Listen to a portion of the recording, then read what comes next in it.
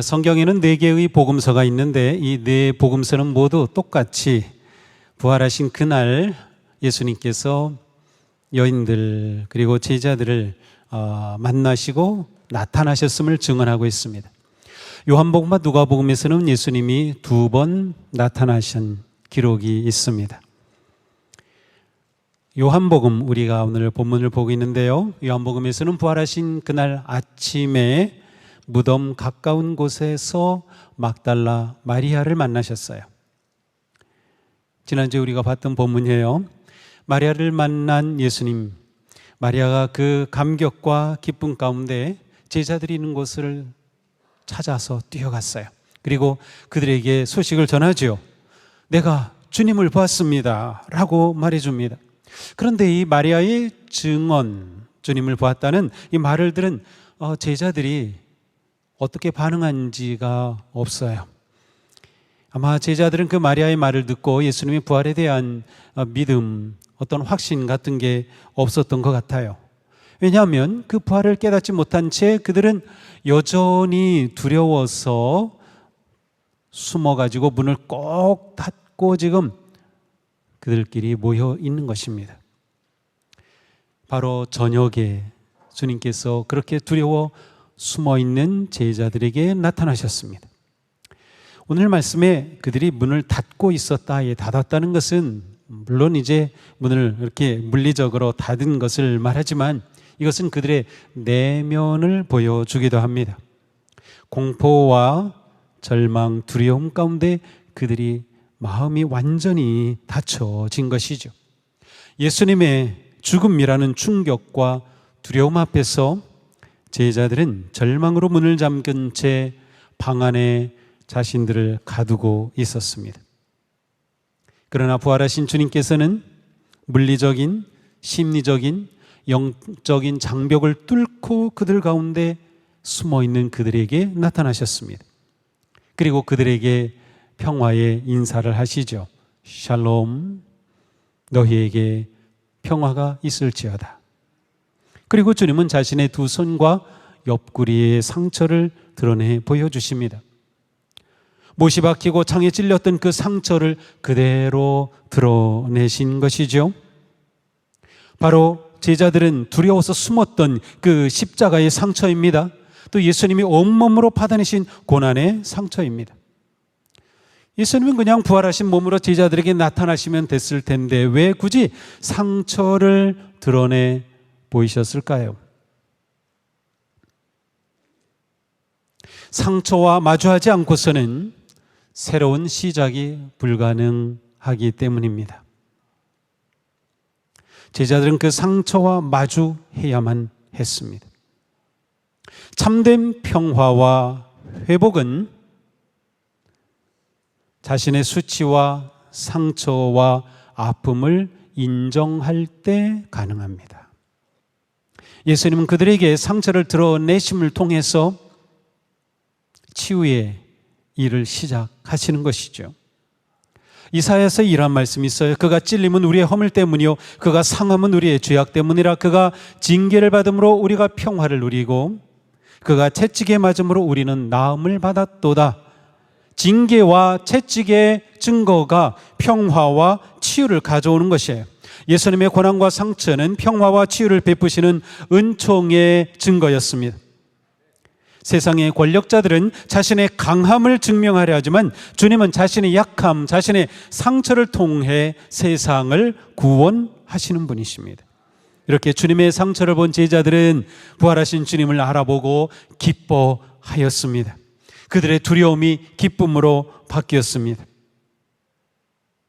이때 예수님이 또다시 인사하셔요. 샬롬, 2번째로 평화의 인사를 하십니다. 자, 첫 번째 인사는 제자들의 두려움을 없애고 예수님과의 관계 회복을 위한 인사였다면 이 2번째 평화의 인사는 뒤에 오는 말씀과 연결이 되는 인사입니다. 예수님은 이어서 말씀하셔요. 아버지께서 나를 보내신 것 같이 나도 너희를 보내노라. 부활하신 예수님이 평화의 인사를 하신 후에 주신 첫 번째 말씀입니다. 자, 이 첫 마디는 굉장히 중요하죠. 부활하신 주님이 제자들을 만났을 때 처음에는 인사를 하신 겁니다. 샬롬, 안녕, 평안하냐? 인사하신 후에 주신 첫 마디, 너무나도 중요하죠. 그 첫 마디가 무엇이에요? 아버지께서 나를 보내신 것 같이 나도 너희를 보내노라. 요한은 이 장면을 기록하면서 제자들이 부활하신 주님을 만나고 기뻐하였다라고는 했지만 그 감동, 감격, 그 감정 이런 것들은 전혀 기록해 놓지 않고 있어요. 베드로가 나서서 큰 소리로 이르되 요한이 어떠하되 이런 아무런 기록이 없어요. 그런 모든 것들 다 요한은 절제하고 딱 예수님의 첫 말씀을 기록해 놓았어요. 그만큼 중요하고 의미 있는 말씀인 거죠. 예수님은 제자들을 보내신다는 거예요. 나도 너희를 보내노라. 어디로 보낼까요? 맞아요. 세상으로 보내는 거예요. 어떤 세상? 그들이 지금 두려워가지고 숨어 있잖아요. 그런데 그 세상으로 지금 나가라고 말씀하시는 겁니다. 예수님이 부활하셔서 제자들에게 나타나신 것은 단지 내가 부활했다라는 것을 증명하고 보이기 위해서가 아니었어요. 단지 제자들을 위로하고 진정시키기 위함도 아니었습니다. 물론 제자들은 부활의 주님을 만남으로 평화를 얻었고 기뻐하였습니다. 부활하신 예수님이 이렇게 오신 것은 제자들이 닫힌 문을 열고 세상으로 나아가도록 그들을 보내시기 위해 찾아오신 겁니다. 나도 너희를 보낸다. 이 말씀은 요한복음에 나타난 지상 명령입니다. 요한복음 6장에서 이렇게 말씀하신 적이 있어요. 내가 하늘에서 내려온 것은 내 뜻을 행하려 함이 아니요 나를 보내신 이의 뜻을 행하려 함이니라. 내 아버지의 뜻은 아들을 보고 믿는 자마다 영생을 얻는 이것이니라. 부활하신 예수님은 50일 후면 승천하실 겁니다. 예수님은 아버지의 뜻인 믿는 자마다 영생을 얻는 천국 구원의 사명을 이루시기 위해 제자들을 보내시는 거예요. 그들을 통해 이 사명을 성취하시려는 거죠. 그렇습니다. 부활의 주님은 우리를 보내십니다. 예수님이 우리를 부르신 것은 보내시기 위함입니다. 우리가 부활의 백성으로 이렇게 모인 것은 생명의 씨앗으로 흩어지기 위해서입니다. 부활의 주님을 만난 우리가 가야 할 곳은 세상입니다. 부활의 주님은 우리에게 어두운 곳에서 빛을 비추고 어둠, 두려움 있는 곳에 평화를 선포하고 절망 있는 곳에 소망을 전하라고 하십니다. 부활의 은혜와 소망과 능력을 힘입은 우리는 이 세상에서 그렇게 부활의 백성으로 살아가는 것이에요. 그러면 우리는 세상에서 어떻게 부활의 백성으로 살아야 합니까? 예수님은 아버지께서 나를 보내신 것 같이 나도 너희를 보내노라 라고 하셨어요. 하나님께서 예수님을 이 땅에 보내신 것과 같이 예수님이 제자들을 보내신다는 거예요. 근데 같이라고 하는 이 단어에 담긴 뜻은 하나님께서 예수님을 이 땅에 보내시고 예수님이 이 땅에 오셔서 행하신 그 방식 그대로 나도 너희를 보낸다라는 뜻입니다. 그러므로 제자는 예수님이 세상에 오신 것과 같은 똑같은 모습과 방식으로 세상을 향해 나아가서 부활의 백성으로 살아가는 것입니다. 그 방식이 뭐죠? 예수님을 살펴보면 우리는 그 방식을 알 수 있어요. 첫 번째는 권리 포기입니다. 무엇보다 예수님은 우리에게 오시기 위해 자기의 권리를 포기하셨습니다. 우리와 같은 모습으로 이 땅에 오시기 위해 하나님과 같은 분이셨지만 그 능력과 영광을 포기하셨어요. 자기 권리를 포기하고 내려놓음, 이것이 예수님의 방식입니다. 우리가 세상으로 보냄을 받은 것은 자기를 내려놓고 세상을 품기 위해서입니다. 하나님이 예수님을 보내심으로 우리를 사랑하셨듯이 우리도 같은 방식으로 세상을 향해 나아가라는 것이에요. 이웃을 사랑하기 위해 이기적인 삶, 자기중심적인 삶의 방식을 내려놓고 남을 배려하고 사랑하고 섬기는 삶의 방식을 택해야 하는 거예요. 이것이 부활의 백성의 삶입니다. 두 번째로 종의 삶을 사는 것이에요. 곧 섬김의 삶입니다. 예수님은 우리를 위하여 종이 되셨어요.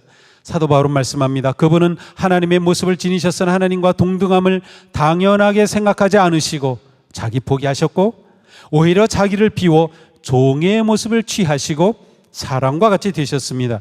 예수님은 종이 되어 섬기셨습니다. 예수님은 십자가를 앞에 두고 제자들과 식사하시던 자리에서 제자들의 발을 씻어주시면서 말씀하셨어요. 너희가 나를 선생님 또는 주님이라고 부르는데 그것은 옳은 말이다. 주이며 선생인 내가 너희 발을 씻어주었으니 너희도 서로 남의 발을 씻어주어야 한다. 이날 예수님은 친히 종이 되셔서 종이 해야 할 일을 하셨습니다. 섬김의 본을 보여주신 거죠. 바로 이것이 우리가 세상에서 부활의 백성으로 살아가는 방식입니다. 예수님의 제자인 우리는 부활의 백성으로 세상에서 섬김의 삶을 살아야 합니다. 자신이 섬겨야 할 사람을 외면하지 마십시오.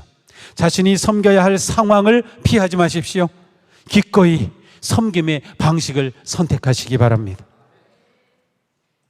세 번째로 친구가 되어주는 것이에요.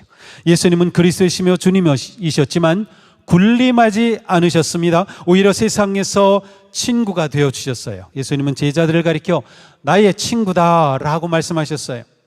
예수님은 모든 사람의 진정한 친구가 되었습니다. 인종을 뛰어넘고 남녀 구별을 뛰어넘고 나이를 뛰어넘고 신분을 뛰어넘어 참된 친구가 되어주셨어요.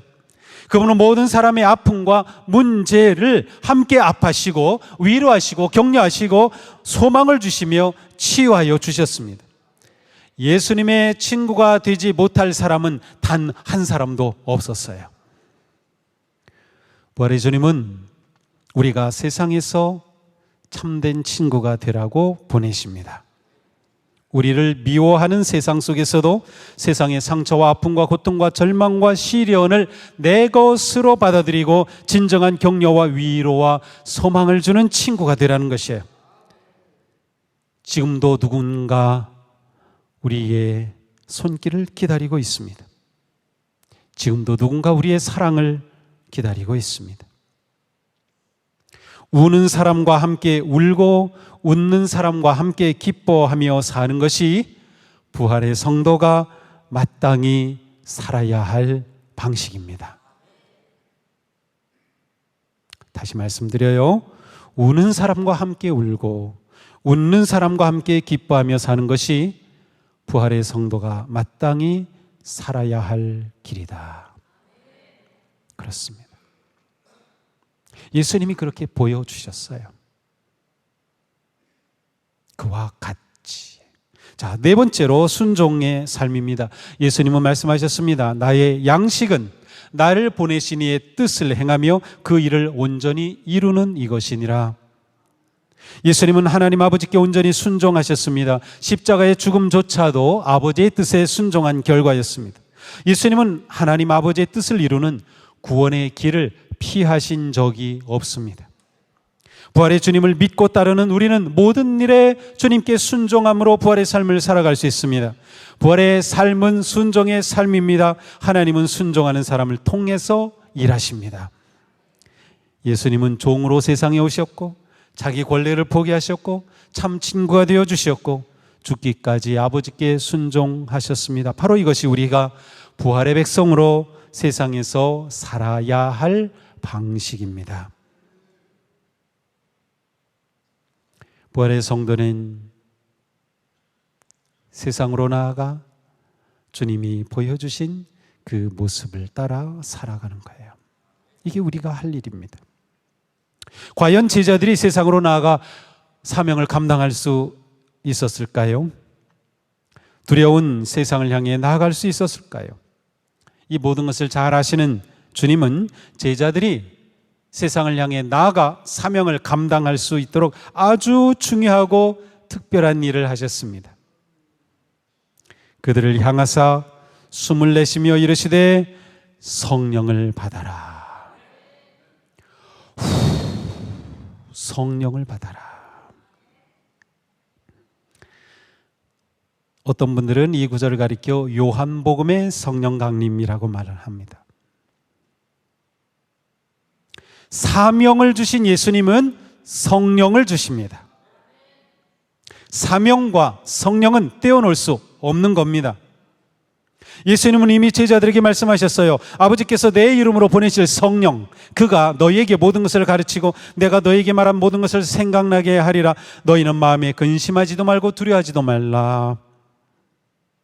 부활하신 예수님은 말씀하신 그대로 그들에게 평화를 주셔서 두려움을 이기게 하셨고, 성령을 주셔서 세상으로 나아갈 힘을 주셨습니다. 예수님은 숨을 내쉬면서 성령을 받으라 하셨어요. 숨을 내쉰다. 자, 이 똑같은 단어가 창세기 2장에 가서 보면 흙으로 사람을 빚으신 하나님께서 그들에게 어떻게 해요? 생기를 불어넣으시니 생명이 된지라. 똑같은 단어입니다. 그렇습니다. 에스겔서 37장에서도 에스겔 골짜기에 있는 뼈들에게 생기가 들어가니 똑같은 단어를 사용하고 있어요. 그렇습니다. 예수님의 부활은 단지 죽었다 살아났다 이것을 넘어서 타락한 창조 세계가 새롭게 시작되는 제8일의 창조입니다. 제8일의 창조라고요? 제 설교를 들었던 분들은 기억해내실 수 있어야 돼요. 8 기억납니까? 8이 무엇을 의미하는지 하나도 안 나죠. 네, 그렇게 잊어버려야 제가 또 설교를 하죠. 다 기억하면 제가 어떻게 설교를 해요? 자, 요 앞에 보면 세례반이 있어요. 저게 몇 각형이게요? 팔각형입니다. 왜 팔각형일까? 성부, 성자, 성령 삼각형을 하든지 동서남북 사각형을 하든지, 근데 왜 팔각형일까요? 8이라고 하는 숫자는 기독교 역사에서 특별히 초대교회에서 아주 중요한 상징적 숫자였습니다. 자, 하나님께서는 6일 동안 온 우주 만물을 지으시고 제7일에 안식하심으로 완성하셔요. 그 인류가 타락을 했어요. 예수님이 이 땅에 오셨어요. 십자가를 지시고 이제는 부활하셔서 참 생명과 구원의 길을 여셨어요. 자, 타락한 세상 가운데 새 창조의 시작의 날이 8일입니다. 8이에요. 그래서 우리는 8일의 백성이라고 말하기도 합니다. 그래서 세례반을 팔각형으로 만드는 거죠. 세례는 뭐예요? 우리가 새 사람으로 거듭난 그러한 증거, 그러한 상징이잖아요. 그래서 팔각형인 거예요. 예수님의 부활은 바로 이렇게 제8일의 새 창조의 삶을 시작하신 것을 보여주시는 겁니다. 예수님은 제자들에게 직접 숨을 불어넣으셨어요. 성령을 받으라. 이 말씀은 지금 받으라는 말씀이에요. 내가 지금 성령을 너에게 준다라는 말씀이에요. 부활하신 주님이 이렇게 숨을 내쉬면서 성령을 주심으로 제자들에게 부활의 생명을 불어넣으셨습니다. 성령을 주심으로 제자들이 그 부활의 생명을 가지고 세상을 향해 나아가게 하신 겁니다.